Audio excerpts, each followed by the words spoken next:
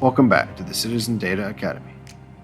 This video is the third in our City-Parish Government Module. We'll explore our new Drainage and Stormwater web experience, which consolidates 3 of our existing web maps into one convenient application and provides access to all stormwater-related data for East Baton Rouge Parish. You can access the Drainage and Stormwater web experience from the gallery of the EBRGIS portal or with the URL listed here. Now let's jump into the application. In the new web experience format, the layer list is always open in the bottom right of the map view. This allows you to easily interact with the map layers, toggling them on and off as needed. Visible layers are depicted with this open eye icon, while invisible layers are depicted with the slash through the eye icon. Some of the layers, such as lot lookup here, are grayed out and will only become visible after zooming in at a certain scale. Also, keep in mind those layers at the top of the list will always be displayed above those which are lower in the list. If the layer ordering presents a challenge, then you may consider adjusting the transparency of each map layer, or hide the labels within the menu accessed by clicking the ellipsis button. This application features 3 web maps, each with a different theme and some unique layers to explore. The Flood Hazards map is open by default. This map displays a variety of data provided by FEMA, along with other flood or drainage-related layers for overlaying with property data. The data presented in our Flood Hazards map is very detailed and complex, which is why we created a separate Flood Hazards video. You can watch that video for additional information. We will now cover the other 2 map themes in greater detail. The Hydrography map provides a variety of data, such as stream segments, watershed boundaries, USGS and NOAA stream gauges, and other layers. Using LiDAR data and the stream network, GIS analysts have delineated 704 micro-watersheds in East Baton Rouge Parish. A watershed is a catchment area or basin that collects rainfall and channels the water to a single outflow point. Each micro-watershed has been assigned its own unique 16-digit hydrologic unit code, or HUC, and these codes are used to display and analyze watersheds at various scales. For example, 8-digit hydrologic unit codes are used at a national level to display watershed boundaries across states. 10 and 12-digit HUCs are used by state governments to analyze watersheds at a regional scale, and 14 and 16-digit codes are used by parish and municipal governments to implement best practices for managing stormwater on a local scale. By default, the Hydrography map displays the watersheds by their HUC 10 names. There are 8 HUC 10 watersheds covering our parish, and each is shown in a different color. The 704 micro-watersheds are displayed with yellow boundaries and become visible when you zoom in.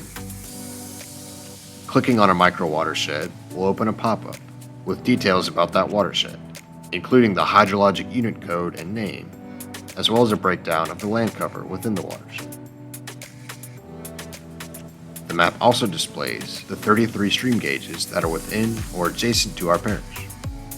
These gauges are color-coded, depending on the difference between the current and previous hourly readings. A label also displays the water level difference in feet, if there was an increase or decrease between the readings. Each stream gauge can be clicked on to obtain more information, as provided by the U.S. Geological Survey or the National Oceanic and Atmospheric Administration. The readings are updated hourly, on the hour. Each gauge's pop-up provides info about the current stage, flood stage, record stage and date, a hydrograph, and a link to more information. The hydrograph image can be clicked on to expand the image size, and some hydrographs also include a forecast. Major named streams, such as Jones Creek or Lively Bayou, are displayed by default in the map window. The minor streams will become visible as you zoom in. Other map layers visible by default include swamps, FEMA special flood hazard areas, and the parish boundary. See our flood hazards video for more information about these data. Map layers invisible by default include Louisiana Department of Environmental Quality subsegment boundaries, bridges, wetlands, city limits, quantitative precipitation forecasts, and a 2-foot interval contour layer. The Stormwater Conveyance map theme provides a detailed look at the East Baton Rouge Parish Stormwater Master Plan, which was adopted on April 1st, 2023. This map includes 2 important layers that were developed during the master planning process: community-defined flood elevations and floodplain conveyance zones. The floodplain conveyance zone layer was developed to identify and further expand areas critical to conveying stormwater, as well as to protect floodplain capacity. If a proposed development includes fill or construction within a floodplain conveyance zone, the development will be required to complete an off-site drainage assessment using the parish's hydraulic models to demonstrate no adverse impact. Type 1 conveyance zones are shown in purple. Type 2 conveyance zones are shown in green, and Type 3 conveyance zones are shown in gray. The community-defined flood elevation map layer provides an estimate of flood risk based on the latest available LiDAR data used in developing the Stormwater Master Plan. This layer helps guide more resilient land development based on a more accurate estimate of current and future flood risk through the year 2085. The flood elevations are shown in feet on a grayscale color ramp, with the lower elevations being shown in black and the higher elevations being shown in white. You can find more information about the community-defined flood elevation data in this document. Note that the cities of Baker, Central, and Zachary were not included in this study because the City-Parish Unified Development Code does not have jurisdiction in these municipalities.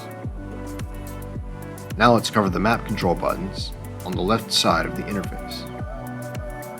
These buttons zoom the map view in and out, which can also be done with the scroll wheel of your mouse. This button restores the default extent of the map view from when you open the application. With this button, you can find your location on the map once you give the application permission to access your current location. This is especially useful on mobile devices. You can pan the map by left-clicking and dragging the cursor. And you can rotate the map view 360 degrees by right-clicking and dragging the cursor. This is great for taking screenshots of parts of the map where the north-facing map view does not provide the best perspective. You can restore the default north-facing map view at any time by left-clicking the orientation button. Left-clicking on a feature will reveal a pop-up with detailed information. Cycle through the information with these arrows at the bottom right of the pop-up. You can dock the pop-up window, and as you continue to click on other features in the map, the details will update. There are 3 buttons on the right side of the user interface. With the search button, you can quickly find an address or place, and the map view will zoom to that location. You also have the option to enter coordinates into the search bar to zoom to a location based on latitude and longitude.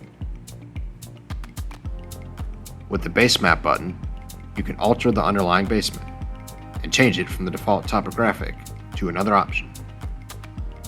Let's switch to our most recent near map imagery to get an aerial view of the landscape. The measurement tool has 2 options, where the first tab allows you to quickly determine the distance between 2 points on the map, while the second option allows you to find the area of a polygon. Make sure to double left click when you're done drawing a line or shape to finish the operation. The Coordinate tool allows you to obtain the XY coordinates for any location on the map. There are two options for units, either geographic coordinates in WGS 84 or projected coordinates in State Plane Louisiana South, survey feet. To finish, let's cover the 5 tools in the widget controller within the title block at the bottom. From left to right, this first button opens the map legend so that you can view the categories of the layers you currently have visible in the map. With this button, you can open the attribute table to view the data for certain layers in tabular format. You can expand the table by clicking and dragging the bottom right corner of the window. Within this window, you can apply actions on the data to sort the fields, zoom to selected records in the map, and export the desired data. You can add external data layers to the map with this Add Data tool. As an example, I'll add a map layer of local schools. Simply select the layers you wish to access and add them to your map. When you have adjusted a map to your liking, you can use these last 2 buttons on the right to print a copy, share it, and embed your map into a website. Also, you can easily generate a QR code or post your map on social media. Thanks for watching. We'll see you in the next video, where we showcase the MoveBR story map.